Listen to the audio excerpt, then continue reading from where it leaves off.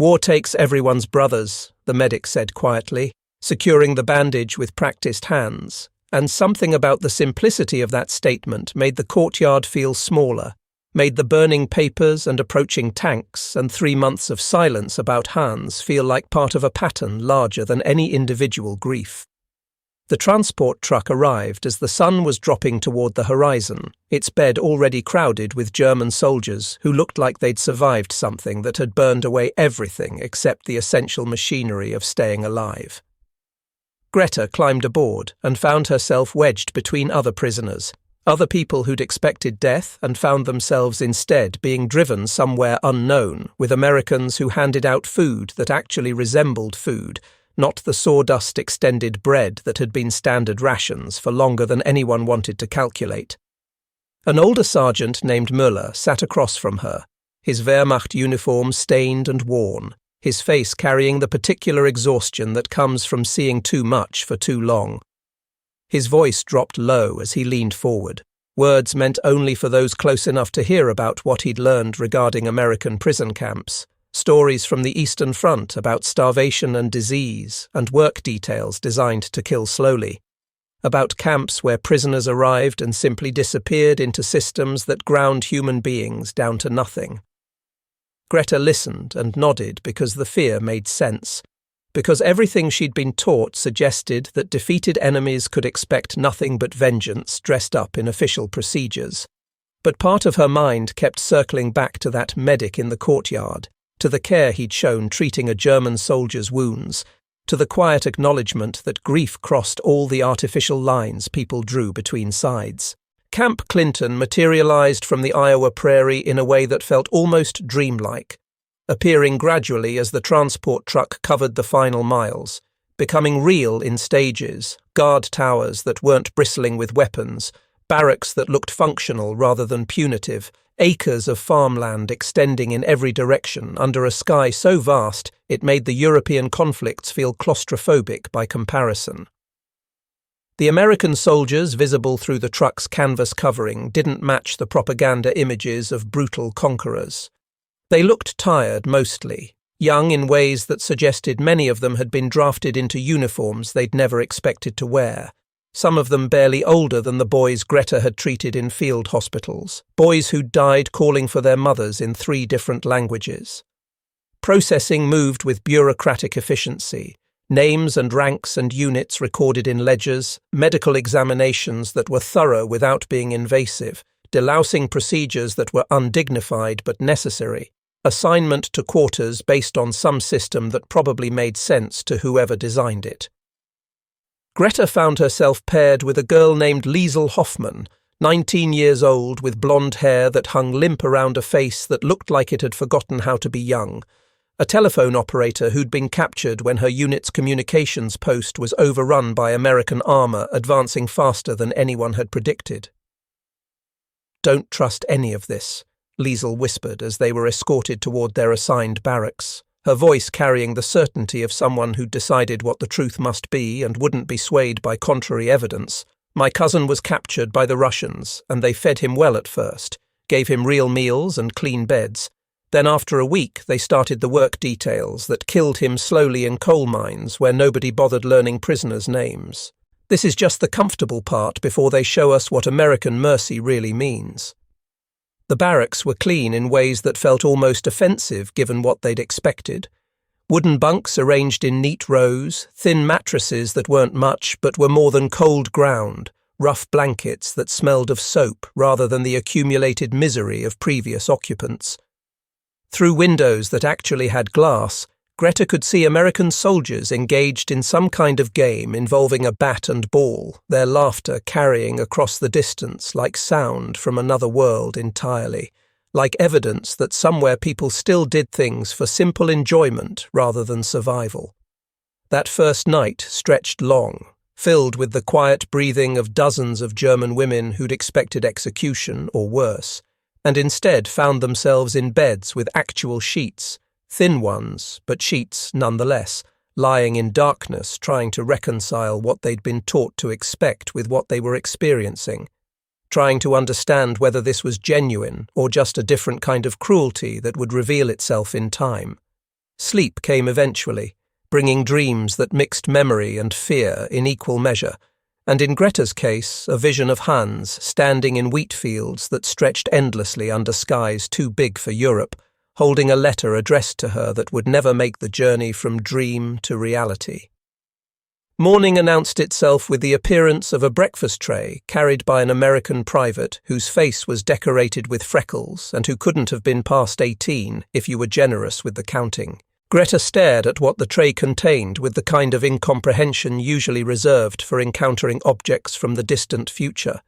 Eggs that had been scrambled and were still releasing steam into the cool morning air. Strips of bacon that looked like actual meat instead of the grey substance they'd been calling protein for the last year of the war. Bread that released smells of her grandmother's kitchen from before everything decent got consumed by the machinery of total conflict. The boy said something in carefully practiced German about the food not being poisoned, his accent making the words almost unrecognisable, but the effort behind the attempt registered more clearly than perfect pronunciation could have.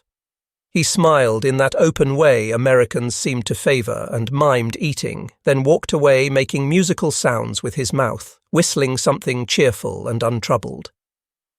Liesel approached her eggs with the suspicion of someone examining a potential trap, her fork moving slowly as though the food might suddenly reveal hostile intentions. "Too much," she muttered, keeping her voice low.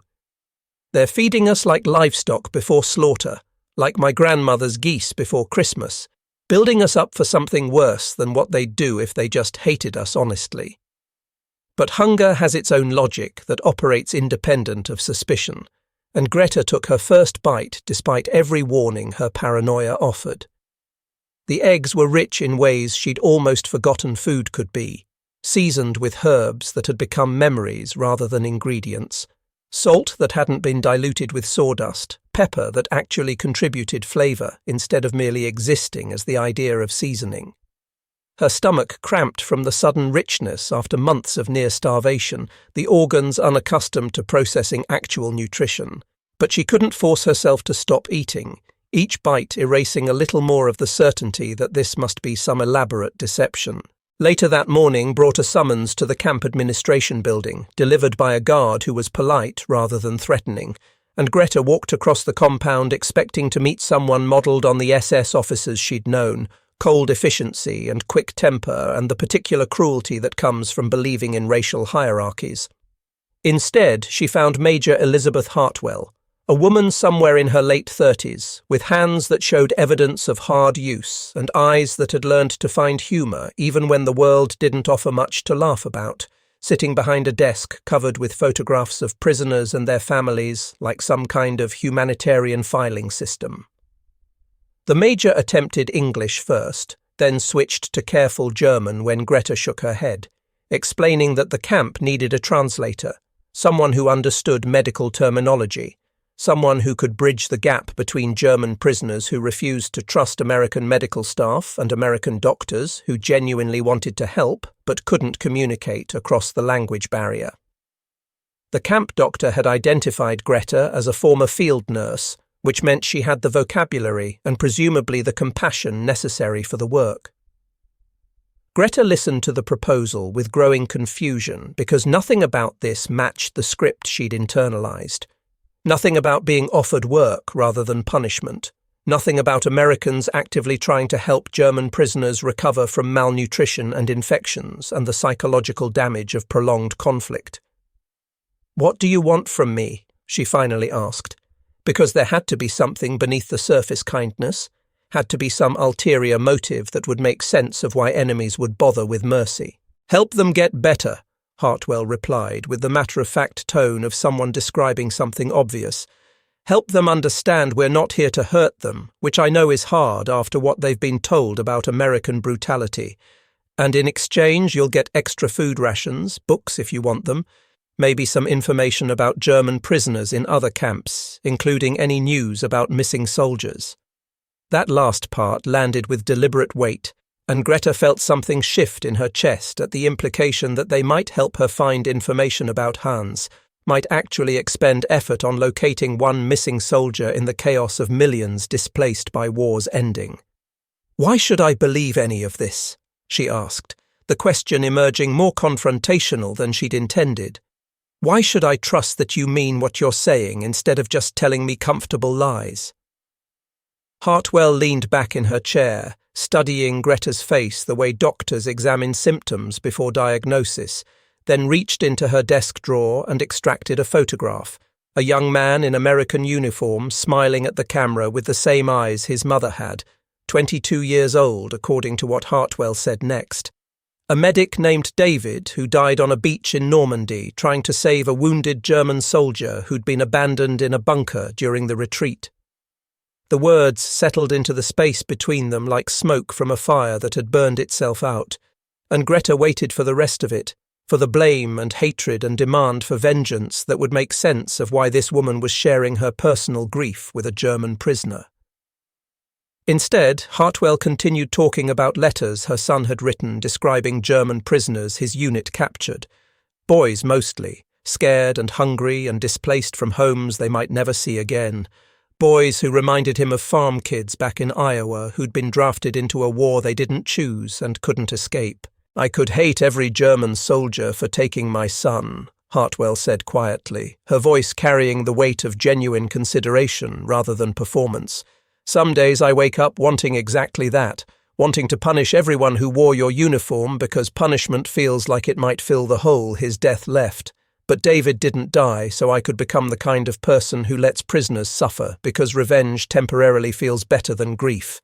He died believing in something better than cycles of hatred, and I'm trying to honor that even when it's harder than giving in to anger." That afternoon found Greta in the camp medical station, translating between an American doctor named Klein and a teenage Wehrmacht private whose feet had become infected from months of marching in boots that had rotted around him, the leather giving out long before the orders to keep moving stopped coming. The boy flinched every time Klein approached, his body anticipating brutality that had become so normalized he couldn't imagine medical care without accompanying cruelty. But the doctor worked with gentle efficiency, cleaning wounds and applying antiseptic while explaining each step in broken German that Greta smoothed into comprehensible phrases. "Tell him the infection should clear within a week if he follows proper treatment protocols," Klein said, while wrapping the boy's feet in clean bandages that probably cost more than anything the Wehrmacht had provided its soldiers in the final year of fighting. "Tell him he needs to keep the wounds dry and change dressings daily, and make sure he understands that infection isn't punishment for losing the war.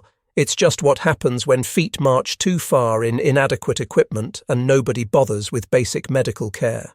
The boy's face transformed as Greta translated, moving from terror through confusion and landing somewhere near amazement.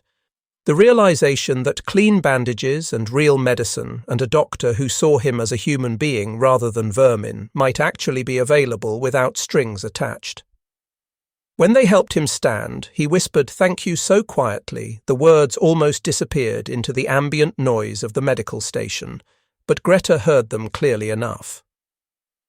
Walking back to her barracks that evening, she pulled out the small notebook she'd hidden in her uniform pocket, pages she'd been protecting since the field hospital in Bavaria, and began writing observations that didn't match any official narrative, notes about American soldiers sharing cigarettes with German prisoners as though tobacco could dissolve the boundaries between former enemies, about a camp commander who spoke of mercy instead of revenge, about a doctor who healed without demanding to know which side his patients had fought for or what they might have done during the years of conflict.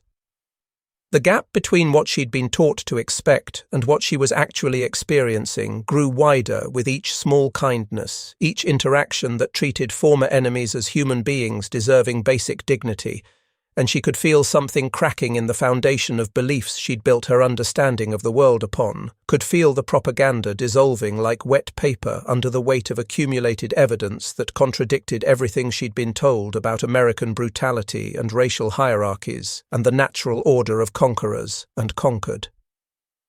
The radio announcement arrived on a Tuesday morning in June, crackling through speakers mounted in the camp's common areas, German and English and Polish voices, all delivering the same impossible news that Germany had surrendered, that the war had ended, that the machinery of conflict that had consumed years and millions of lives had finally ground to a halt. Greta stood frozen in the medical station with a bottle of iodine trembling in her hands while the announcer's voice echoed off walls that suddenly felt different, like the physical space had transformed the moment combat officially ceased, like buildings and fences and guard towers meant something new now that they weren't part of active warfare.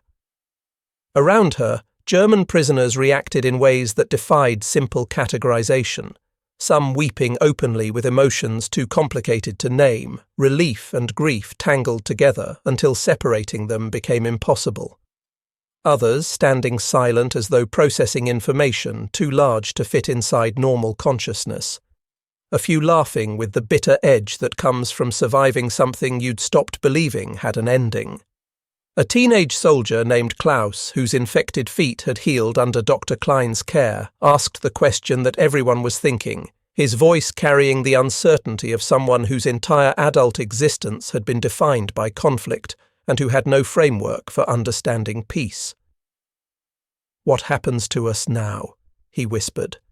And Greta realized she had no answer because she'd never seriously considered a world beyond war's end, never planned for the possibility that she might survive long enough to face questions about what came after. Major Hartwell appeared in the doorway as though summoned by collective confusion, her expression calm despite the chaos swirling through every corner of the camp, and addressed the assembled prisoners in careful German that had improved considerably over the months. "Ladies and gentlemen," she said, and the choice of words rather than prisoners or detainees registered with everyone in the room, "you are no longer prisoners of war under the Geneva Conventions. You are displaced persons awaiting repatriation. The process will take time because bureaucracy moves slowly even when urgency seems obvious, but you will go home eventually." Home, Greta thought, turning the word over in her mind like an object whose purpose had become unclear through disuse. Where exactly was home supposed to be now that the field hospital in Bavaria existed only as rubble, now that the village where she'd grown up had fallen into the Soviet occupation zone, now that her apartment in Berlin had been flattened by bombs in February? Where was home except wherever Hans might be waiting if Hans was still among the living, if Soviet camps had allowed him to survive long enough to make waiting possible? The transformation of Camp Clinton began immediately, Red Cross officials arriving with file folders thick enough to suggest bureaucracy had survived the war intact, repatriation requests that required completion in triplicate, medical examinations to determine fitness for travel across a continent still cleaning up after years of mechanized destruction, interviews designed to establish identity and document service history without delving too deeply into questions about individual actions during the conflict. Greta found herself busier than she'd been even during the heaviest fighting, translating between American officials and German civilians who were slowly learning that hope might be something they were allowed to feel again, might be something other than a trap waiting to spring shut the moment they relaxed enough to believe in futures beyond survival.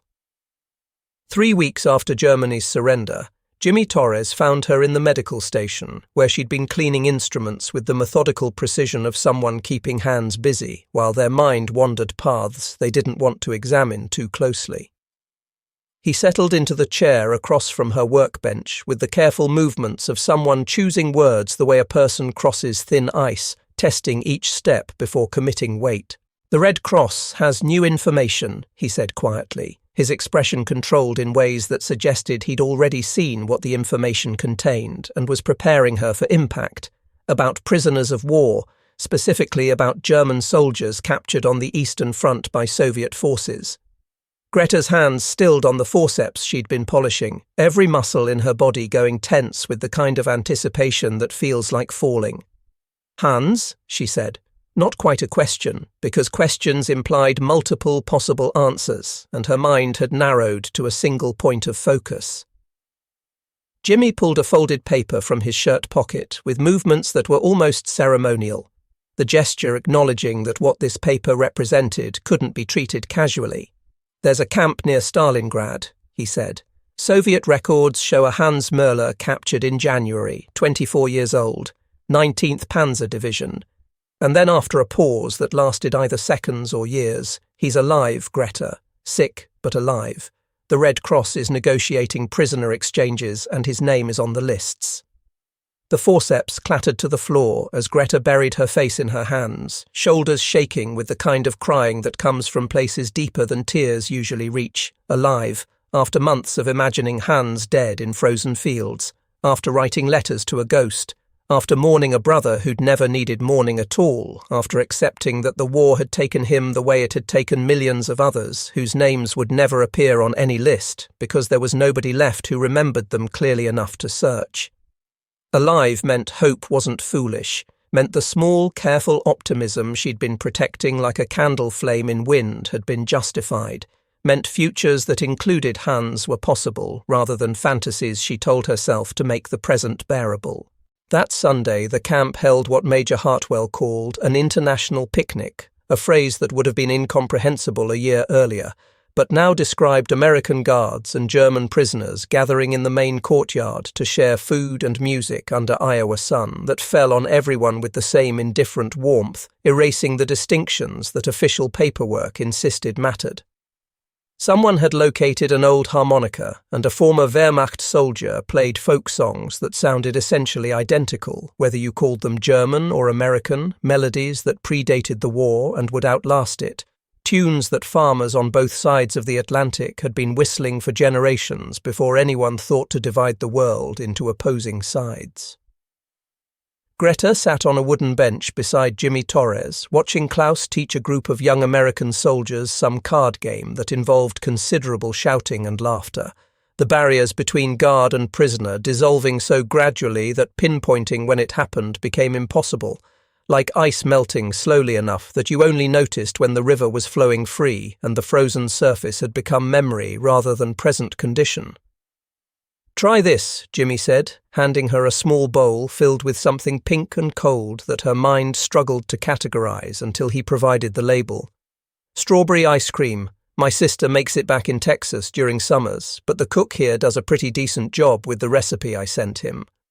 Greta had heard of ice cream in the abstract sense of knowing it existed somewhere in the world, but had never encountered it directly, never experienced what frozen sweetness tasted like when it hit your tongue, rich and creamy and impossibly cold, despite the summer heat pressing down on everything, flavour that was pure concentrated strawberry, sunshine and rain, and the promise of seasons turning towards something better. She laughed despite herself, the sound feeling rusty from disuse, because the ice cream was ridiculous when you thought about it, impractical and unnecessary, a luxury that made no sense in a world still cleaning up from mechanized slaughter. But sitting here in Iowa sunlight, listening to German folk songs played by former enemies who'd become something resembling friends, it tasted exactly like the first day of a future she'd never allowed herself to imagine in detail. "Not bad," she admitted, taking another spoonful, and Jimmy grinned in that open American way that still felt foreign. "Wait until you try chocolate," he said. And for the first time since the American tanks had rolled through Bavaria with their metal thunder, Greta allowed herself to believe that going home might mean something more than simply surviving the journey from here to there, might mean building something in the ruins rather than just existing among them. The telegram arrived on a July morning when heat hung over Camp Clinton like something physical, making even the prairie grass wilt under relentless sun that suggested the season had forgotten about moderation. Major Hartwell found Greta in the medical station where she'd been teaching Klaus the proper technique for bandaging a sprained wrist, their conversation mixing German and broken English in patterns that had become second nature over months of daily interaction. "Greta," Hartwell said quietly, holding yellow paper like something fragile that might disintegrate under rough handling. "Red Cross telegram about your brother." The world compressed into that single sheet, everything that mattered reducing to words stamped onto yellow paper, and Greta's hands moved automatically to take it, to unfold it, to read German and English text that rearranged itself into meaning with the slow inevitability of landslides, Hans Meller deceased, and then details about typhus outbreaks and Soviet camps and dates that placed his death 2 weeks after the war ended, 2 weeks after Germany surrendered, 2 weeks into a peace he'd survived years of combat to reach. Klaus read the German translation over her shoulder, his young face crumpling as comprehension hit, and Major Hartwell stood in the doorway with an expression carved from prairie stone, weathered by too many similar moments, too many yellow telegrams delivering news that shattered carefully maintained hope. "I'm sorry," Hartwell said, words that were completely inadequate as bandages on severed arteries, but were all language offered for this particular kind of wound. The Red Cross says he'd been sick for months. The typhus outbreak hit his camp hard in June, and they didn't have the medical supplies necessary to fight it effectively. Greta nodded, because nodding was something her body could still do, while her mind struggled with arithmetic that refused to make sense. Hans had survived the retreat from Moscow, had lived through the nightmare of Stalingrad, had endured the chaos of Germany's final collapse, had made it through the worst winter in a century, had survived Soviet captivity for 5 months, and then a disease that could be cured with medicine Camp Clinton stocked in abundance had killed him 2 weeks after combat ceased, 2 weeks into the peace that was supposed to make survival mean something. The rest of that day passed like fever dreams do, events happening in sequence but without feeling connected, Greta moving through familiar routines of translating for Dr. Klein and updating medical records and helping distribute mail to prisoners whose families were still searching for them. But everything felt distant, like she was watching someone else perform these actions, while her real self had gone somewhere else entirely. Evening brought overheard conversation from outside the mess hall, 2 American guards talking in voices that carried on humid air. Corporal Davidson's Alabama drawl sharp with resentment that had apparently been building for months. "These Krauts eat better than our boys did in the Pacific," he was saying, lighting a cigarette with exaggerated disgust. "Real meat and fresh vegetables and ice cream on Sundays. Hell, my cousin wrote from Okinawa saying they were eating rice and canned peaches for weeks while we're here playing nursemaid to people who started this whole mess." "Orders are orders," the other guard replied, but his voice lacked conviction, carried the tone of someone repeating official positions without believing them. "Orders," Davidson spat the word like it tasted bad. "Tell that to the Marines who died at Iwo Jima while we're here making sure the enemy eats well. These people should be grateful we don't have them digging graves with their bare hands instead of getting fat on American generosity." The words hit Greta like shrapnel, each one finding its mark with surgical precision, enemy and Kraut and people who started this, and suddenly the careful humanity she'd witnessed over summer months felt fragile as paper, ready to burn at the first strong wind that came along. If the guards saw her as the enemy, despite months of working together, if their kindness was just following orders rather than genuine recognition of shared humanity, then what had any of it meant? What had the strawberry ice cream and the medical care and Jimmy's quiet compassion been except performance? Americans pretending at mercy because regulations said they had to, rather than because they actually believed in it. She stopped eating, the food that had tasted like hope now sitting untouched while she stared at plates without seeing them. Strawberry ice cream melting into pink soup under mess hall lights while she couldn't force herself to care about waste. Sleep became impossible, her mind cycling through every gentle gesture from Jimmy Torres, every fair decision from Major Hartwell, every small kindness from American staff, examining each one for evidence of deception, for proof that it had all been lies, for confirmation that trusting enemies had been foolish from the start. Liesel noticed first, because cellmates always notice these things. "You're disappearing," she said one morning, her voice tight with worry, like my aunt did after Uncle Fritz died in the first year of fighting. She just stopped bit by bit, refused food and refused hope until there wasn't enough of her left to keep going, and she died of nothing in particular except giving up. The camp's fragile harmony began fracturing along invisible lines that had always been there beneath the surface, waiting for pressure to make them visible. Kurt Brenner, the former SS officer who'd been watching and waiting for months with the patience of predators, sensed weakness the way sharks smell blood in water. He appeared at Greta's elbow during lunch, his voice low and persuasive, settling beside her with calculated casualness that suggested he'd been planning this approach for some time. "You see now," he said quietly. The Americans play at mercy when it serves their purposes, when following regulations makes them feel morally superior, but we remain their enemies regardless of how many meals they serve or how many bandages they waste on our wounded. You've been translating their lies, helping them appear civilized while they plan our destruction." "That's not true," Greta said, but the words felt hollow even as they left her mouth, felt like something she wanted to believe rather than something she actually did believe. "Your brother died in Soviet hands while you ate American ice cream," Brenner continued, his voice soft as poisoned honey. "Tell me, nurse, what would Hans think of his sister collaborating with the people who handed half of Germany to Stalin? What would he think of you laughing with Americans while he was dying of typhus in a camp that our supposed allies liberated?" The question lodged in her chest like splinters too deep to remove cleanly, impossible to ignore, but also impossible to extract without causing more damage. And she found herself unable to answer because the answer felt too terrible to examine directly, because thinking about what Hans would say about strawberry ice cream and card games with former enemies while he was dying alone felt like looking directly at the sun until it burned away the ability to see anything else. The repatriation papers arrived on an October morning when frost painted the Iowa prairie silver.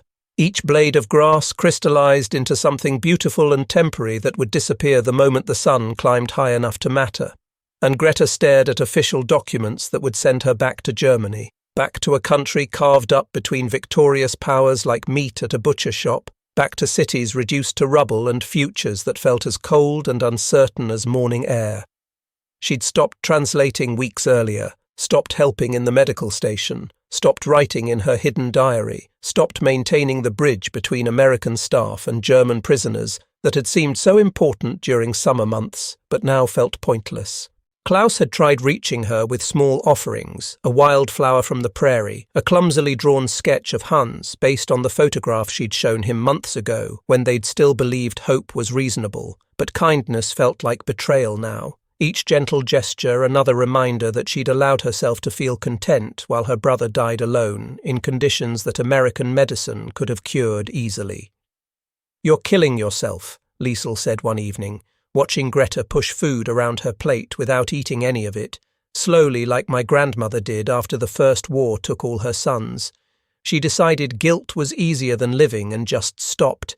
And guilt is easier, Greta thought. Guilt requires no choices, no faith, no risk of disappointment. Guilt is simple mathematics. Hans is dead and I'm alive, and every moment of contentment since his capture was stolen from his memory.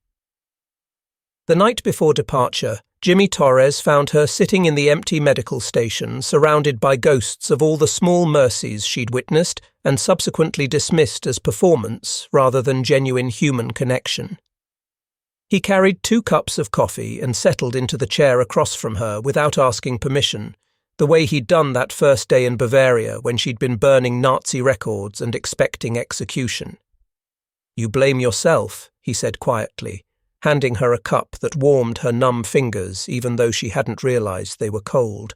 "For Hans, for being here while he was dying somewhere else, for surviving when survival feels like theft."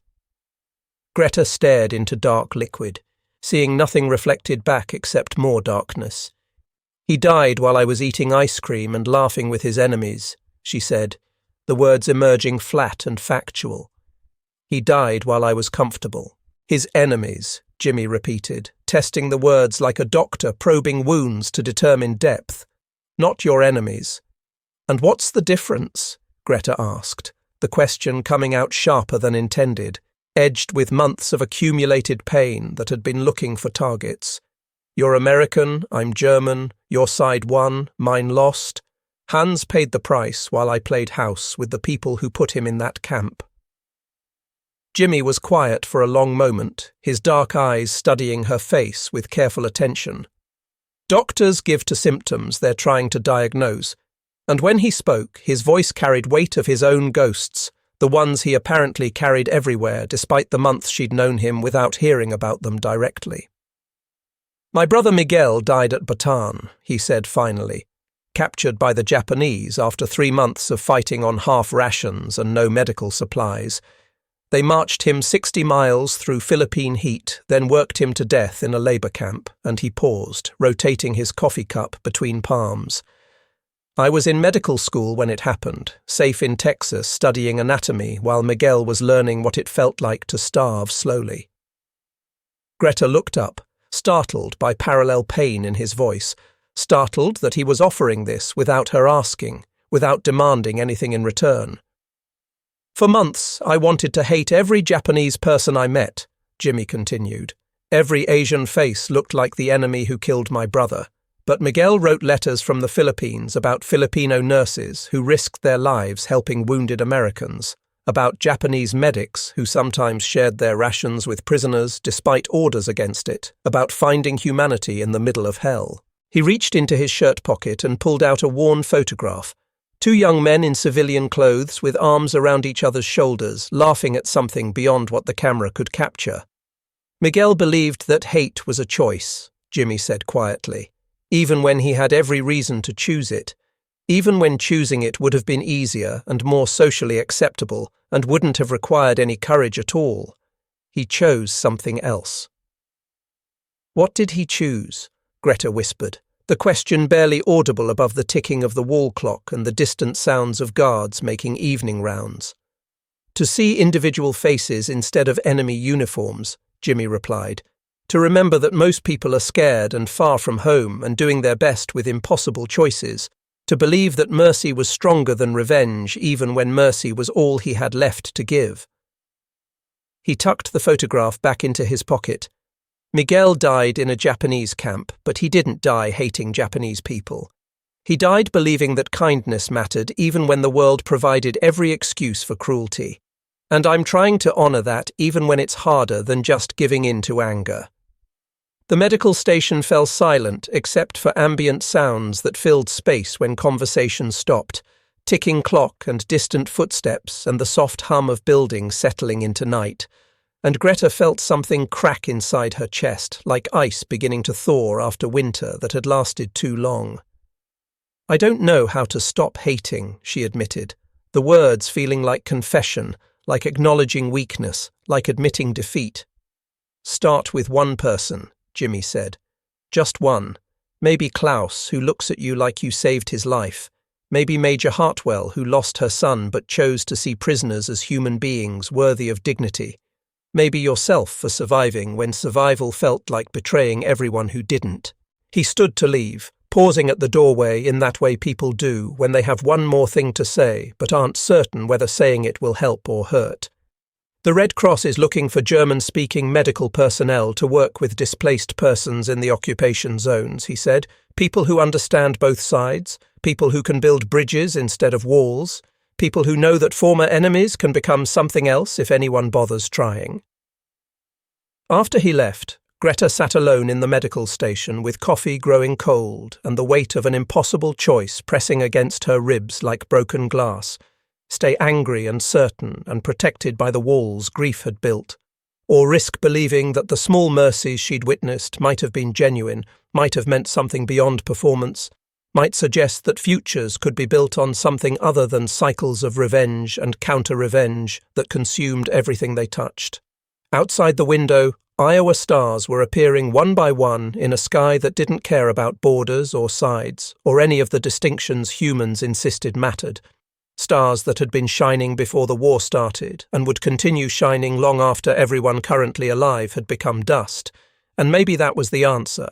If there was an answer, maybe the choice was between contributing to cycles of hatred or trying to build something different even when different felt impossible, even when trying felt like betraying the dead, even when mercy felt like the hardest thing imaginable because it required believing in futures that nobody could guarantee.